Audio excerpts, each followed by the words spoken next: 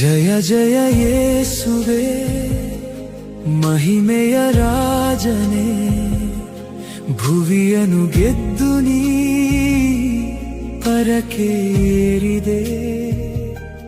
ಸಾವನು ಸೋಲಿಸಿ ಜೀವವ ನೀಡಿದಿ, ತಂದೆಯ ಬಲಗಡೆ ಆಸೀನನಾದೆ ನೀ.